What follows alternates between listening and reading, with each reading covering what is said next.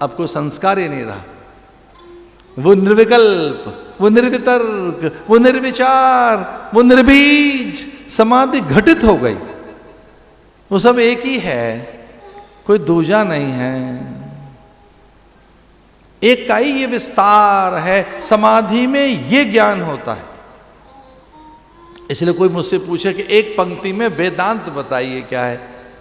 एक ही ब्रह्म सर्वत्र विस्तृत है, नाना रूपों में एक अनेक होता हुआ दिखाई देता है। एक ही है जो भिन्न भिन्न प्रतीत होता है, तो एक ही है जिसके नाना रूप काय कलेवर हैं। कोई एक ही है जो कभी बचपन में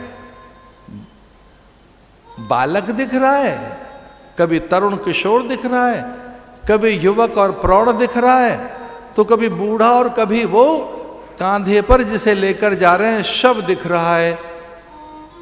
और कुछ लोग कहते हैं अरे भाई हम तो शव यात्रा में जाना चाह रहे थे, अंतिम मुख देखना चाह रहे थे। लोग कहते हैं कि भैया वो तो हमने भस्म कर दिया, तो अब कैसे मिले? बोले पोटली में बंधा पड़ा है। लो, जैसे मिलने आए थे अब हरिद्वार पहुंच गए, पोटली में बंधा हुआ है। अब कुछ लोग तो पोटली तभी भी नहीं देख पाते, बहा गया, बहा दिया है जी, तो अब क्या है? बोले प्रार्थना में पहुंच जाना। हम तो बहा चुके उसको, बहा दिया। हाँ, अनेक रूप उसके।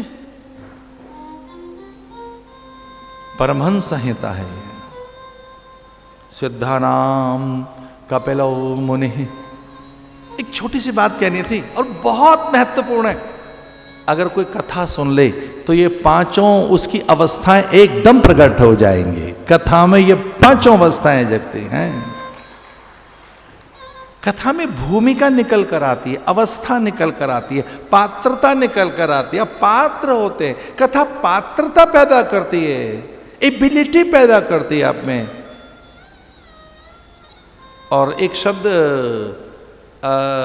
बड़ा वैधानिक है, एलिजिबिलिटी।